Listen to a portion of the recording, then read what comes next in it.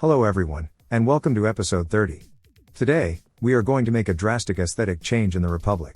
The last time I floated the idea of creating small land parcels, replacing the monotonous forests we currently use for making the empty-looking fields look a bit less empty. Since the game needs to reload the save in question, in order to allow planting new trees in areas where old ones were removed, this video will only see the clear cutting of the forested areas, so we can get to work in the next one. But that's not all, of course. We will keep building out the town, and we will even start rearranging the farming infrastructure a little, so we can hook the warehouse up to the rail network.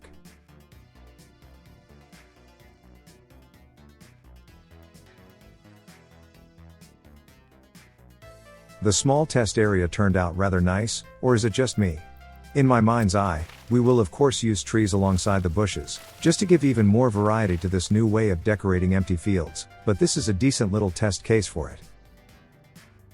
And since the area immediately to the south of it was relatively free of trees, we could safely place the same kind of random grid pattern down.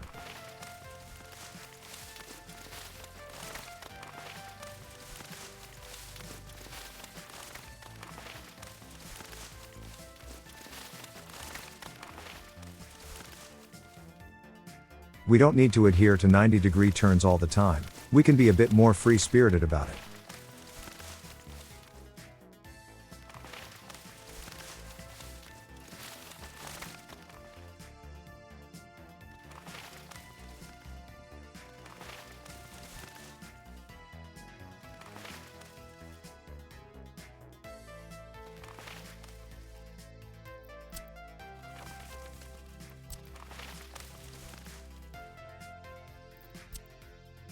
And just to get it out of the way, let's get rid of all the existing trees.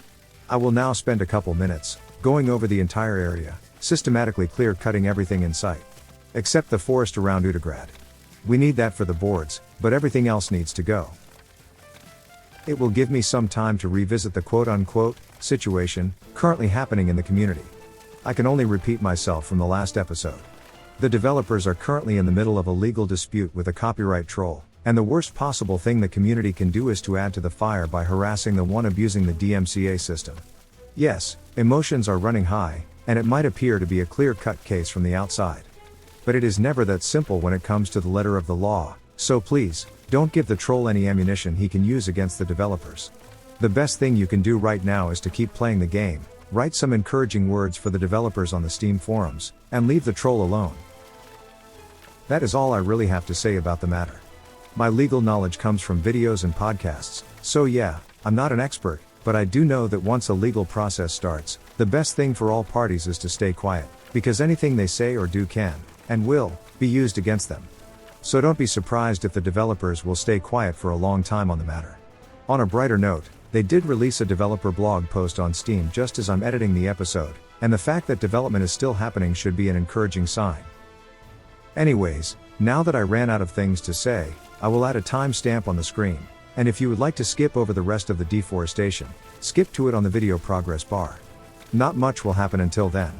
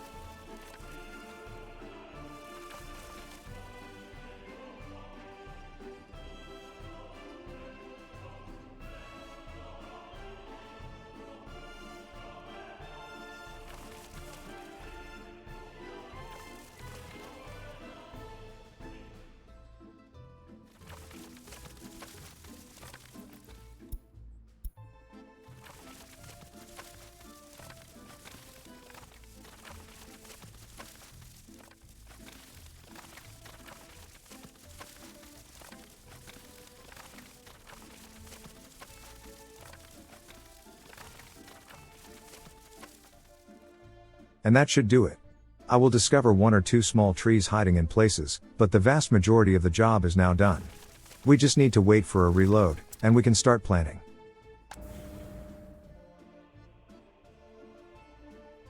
At this point, I decided that we were ready to start exporting power. Nothing crazy though, we should take this one slow. 10% is plenty enough, all we really need is to stop buying power. We have enough exports in other areas that will keep us going just fine. If you did skip over the deforestation, the only notable thing that happened was that I decided to thin out the poplar trees in the highway median a little. Other than that, it was all just a mass clear cutting of trees.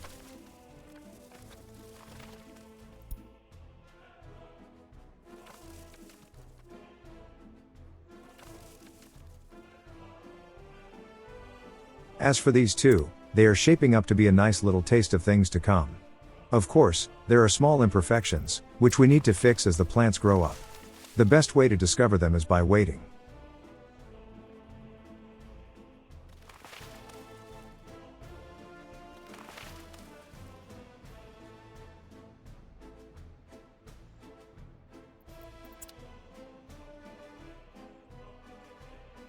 Next, let's turn our attention to S2E30. The biggest issue these days seems to be unemployment. The main contributor to this is the lack of throughput on the internal bus lines, and some of the workers don't make it to the central bus station. I didn't try to fix it at this moment, but later in the episode, I will end up doing something about it.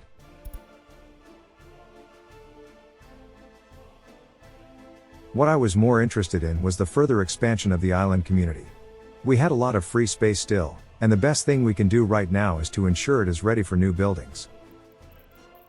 The lower part of the island was pretty much already good to go, but there were some places we could expand to make some more room on the elevated parts.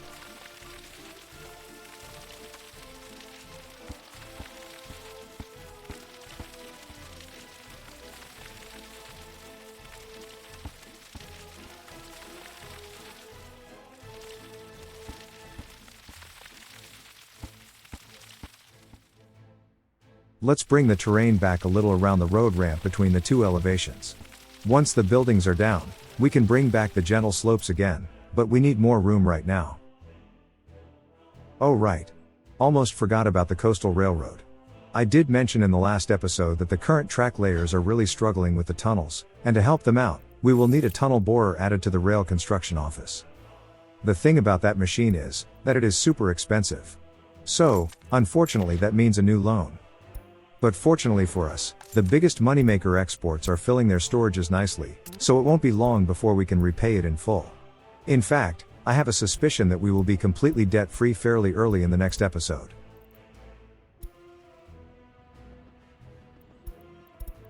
By the way, here's a nice elevated view of the newly deforested fields outside S2E30.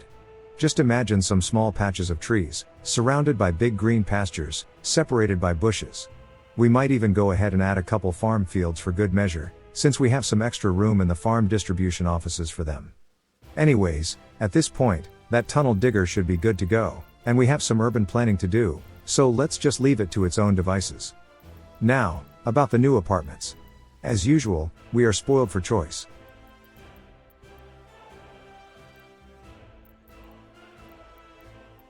I have my eyes on these multicolored Model P3 blocks.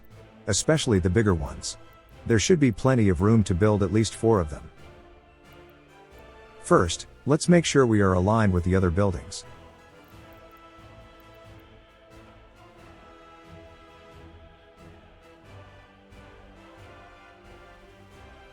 You know what? I think it would look better if we place 2 parallel ones in line, so this one need to be offset a little bit, so the second one doesn't collide with the university.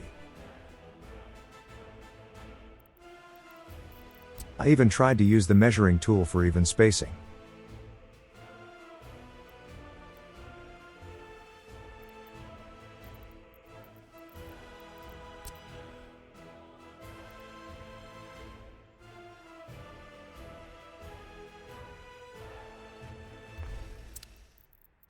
Let's make sure we build different colors, so they are not all the same. So far so good. Plenty of room in between for some decorations.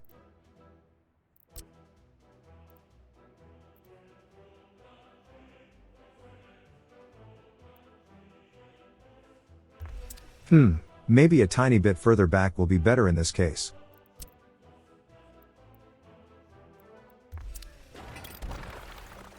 Yep, perfect.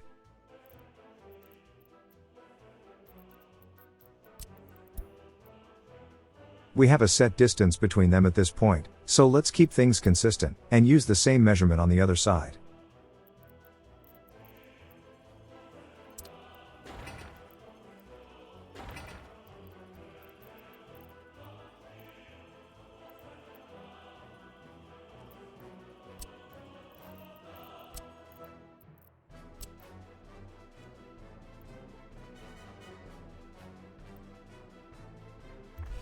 I was really hoping we could fit in a fifth one, but the road was interfering with our plans.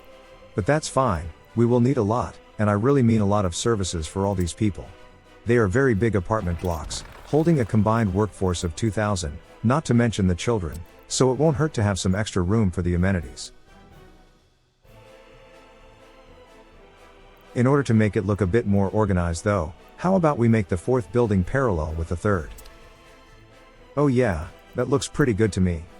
Of course, nobody should settle in just yet, so let's disable that for now.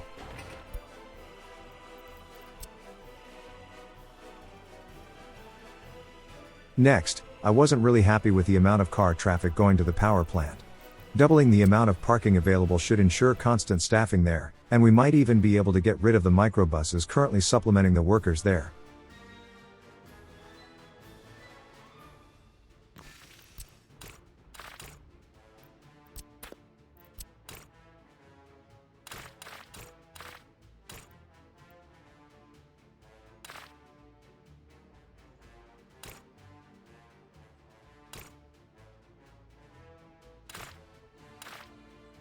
Do we need a road for the fourth block? Nope, not really. Technically, I don't think we need one for the third one either. In fact, now that I think about it, not even for the first two. Whatever, it won't hurt anything. What we do need though are footpaths. And lots of them.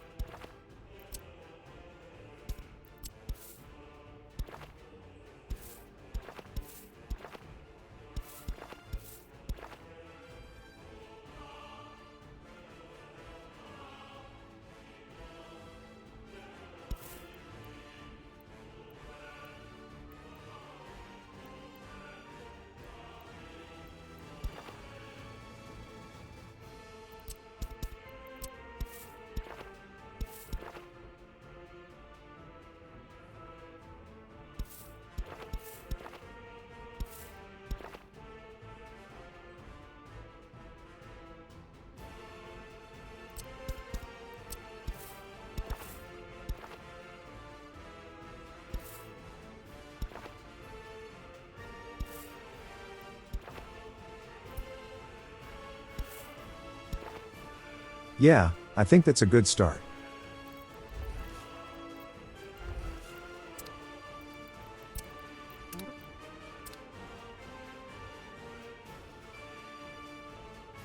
And the bushes in the test areas are pretty much all grown up.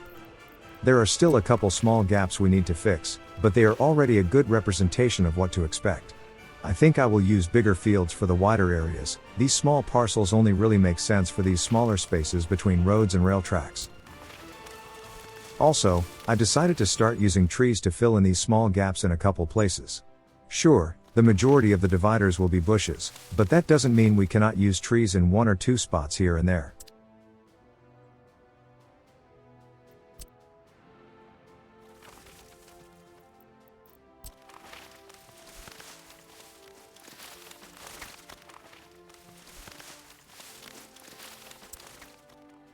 I think the parcels will be about the size of the entirety of these clusters in the newly deforested areas.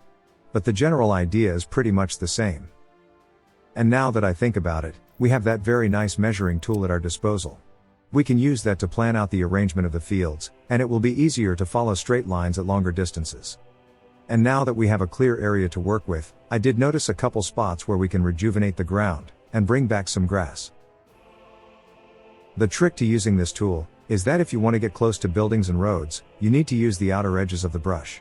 If you place the cursor over a building, then the brush will be aggressively try to avoid encroaching on the footprint of the buildings. But if you approach the building from the outside, and only use the edges of the brush, then you can get much closer, sometimes even regrowing grass in places that are well inside the building's footprint. Just need to be careful. If you do it too much, you can end up with grass growing through the asphalt roads. At that point, you just need to use the decorative textures to fix those areas, and it's all good.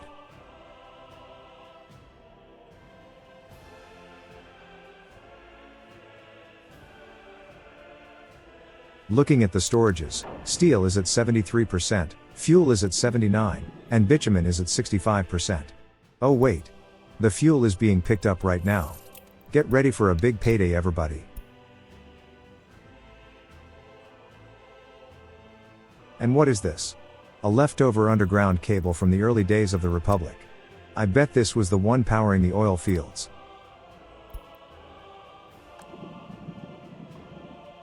Not bad. 200,000 rubles for one train's worth of fuel. Sure, the frequency of these exports is much less, but once we do sell, the payout is all the sweeter.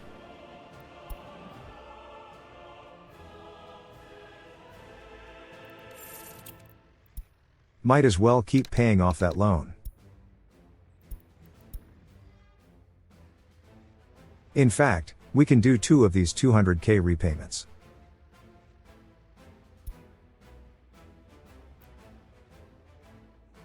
Nice. The next big export will be the steel, that should also allow us to pay off a sizable chunk of the remaining loan. It's already over 60% full. It was bigger before, since we have a pretty big construction project going in the city, but don't worry, we will reach the threshold today. And yeah, we do have quite a bit of steel in the factory itself. I just think of that as a bit of extra domestic stockpile.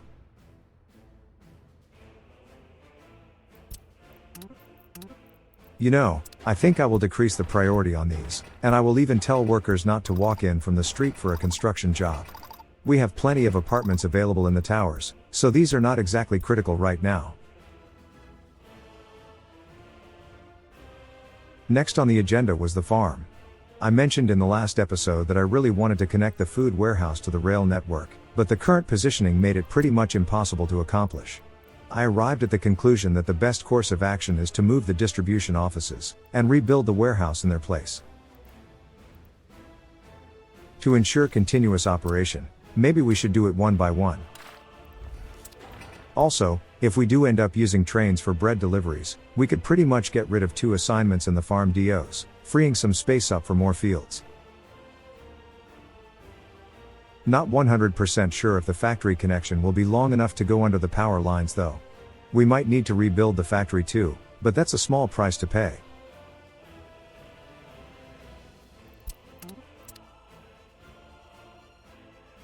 The construction is progressing slowly in the city. Thanks to the priorities we set earlier, the offices will focus on finishing the footpaths and roads before moving on to the housing blocks themselves. But we still have one thing to accomplish, and that's the connection between these houses and the nearby bus station. A bit of terrain smoothing should allow us to bring a footpath down.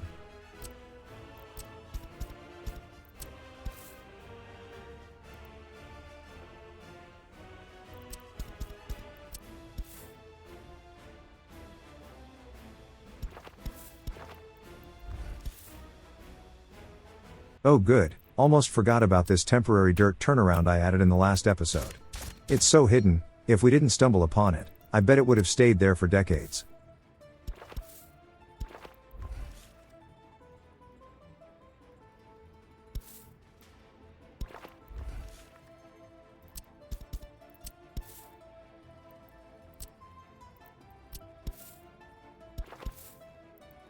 Okay, this is just a tiny bit too close. A smidge wider turn should fix that.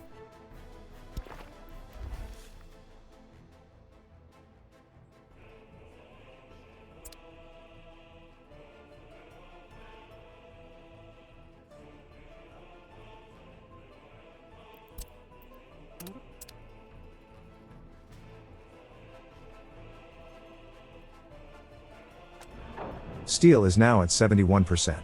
Only the railroad is using it at the moment, and I was really hoping we could reach 80% before the new houses finish with the foundation works.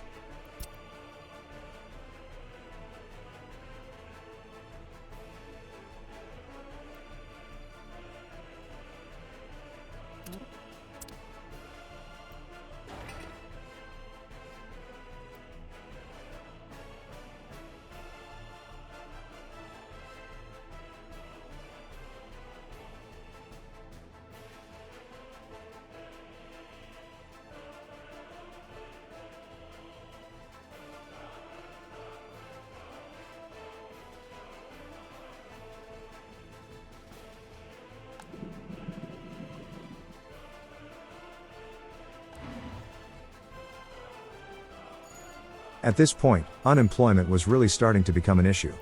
Nationwide, it was sitting at 2%. With all the unfilled job slots, that was unacceptable. We had two choices: buy more buses for the internal lines, or replace the existing ones. Since the very popular Icarus buses were released to the market not too long ago, it was an easy choice to make. The current buses could move 40 passengers around at 85 kilometers per hour, but the bendy version of the Icarus can move more than 3 times that amount. Sure, the speed is only 63 kilometers per hour, but the capacity more than makes up for that.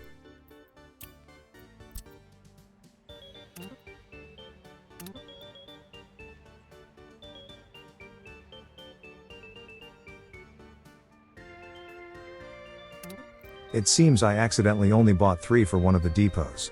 No big deal, let's assign the other line, and then we can fix the balance.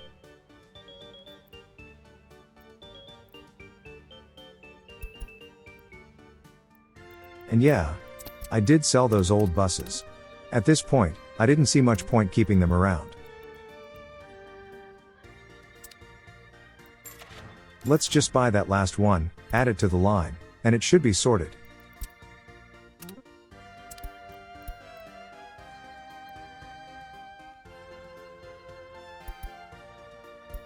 Next, with the increased number of workers, maybe we should cut back on the iron imports. We have 10 dumpers running that line at the moment. How about we go down to 6, and see where that gets us? And steel is at 77%. We are getting close.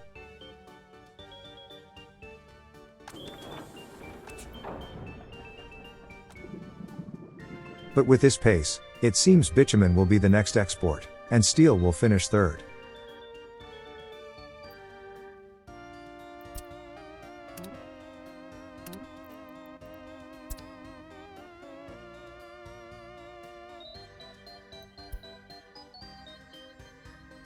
As expected, releasing 8 buses onto a line at the same time does mean a small traffic jam. Once they manage to space themselves out, it shouldn't be a problem anymore. And there goes the bitumen export train.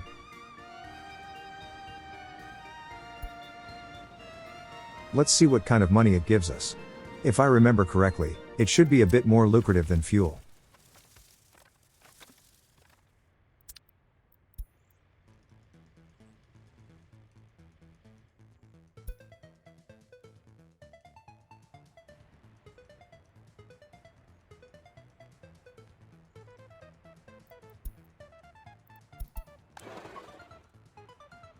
And traffic around the bus station is already clearing nicely.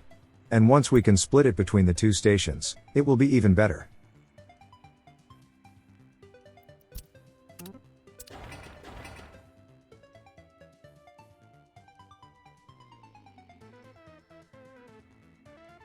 I was really tempted to place the bushes now in this area, but I need to be patient.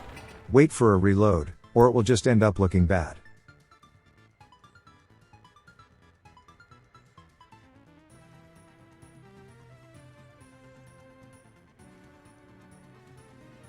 And the materials are all delivered for the new farm DO. Won't be long and we can move operations to it from one of the existing ones. In the meantime, the bitumen got sold already. We went from around 190,000 rubles to over 500k. Yeah. I would say that is quite a bit more lucrative than the fuel export was. Same volume, but we got over 300k for it, instead of the 200,000 we got for the fuel. And as you can see, the next train is already busy moving the first bulk steel export to the border. That's another 249k in the bank. Not bad. Not bad at all. You know what that means? That's right, time to repay some loans. And with that, we only have 165,000 left to pay back. I told you, we will easily manage that in the next episode. Technically, we could do it right now, but that would only leave us 3,000 rubles to work with. Let's give us some breathing space before we commit. But we do have the replacement farm distribution office ready, so let's start setting it up.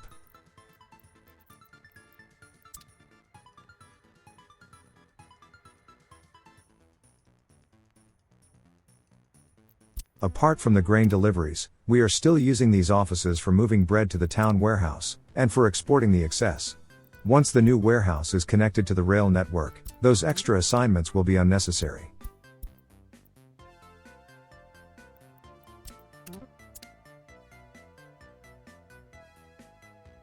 Once the trucks are redirected to their new home, we need to wait for one of them to arrive, and then we can start telling the office what it's allowed to work within each destination.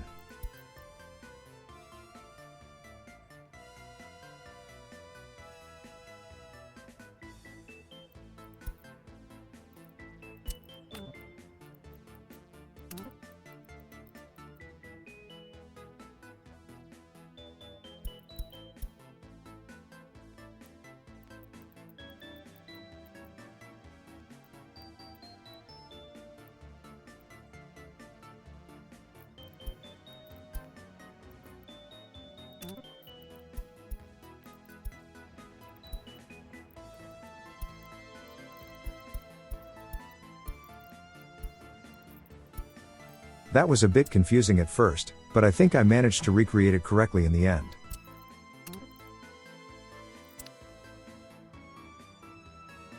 The last test was to open both windows, and since pickup and drop-off destinations are colored differently, we can just switch between the windows, and easily tell if there's a discrepancy by switching between them, and keeping an eye on the warehouses.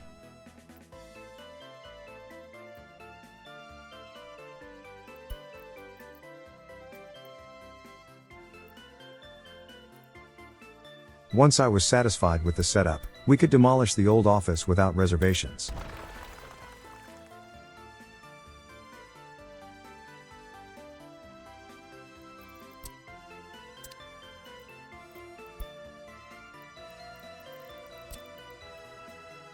Next, I wanted to see if maybe we could rebuild the warehouse without having to demolish the second office, but I don't think the factory connections can reach this far, so we need another replacement DO. Finding a place for this one was a bit more interesting. The ground was a bit uneven behind the other one, but I was adamant that it's the perfect place for it. Thankfully, a bit of terrain leveling did do the trick.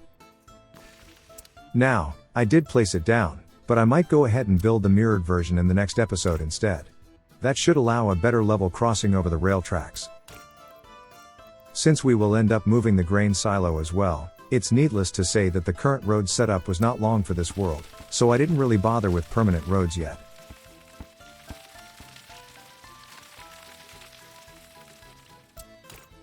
We only really need a dirt one for the construction right now. We can do the final road once the silo is out of the way.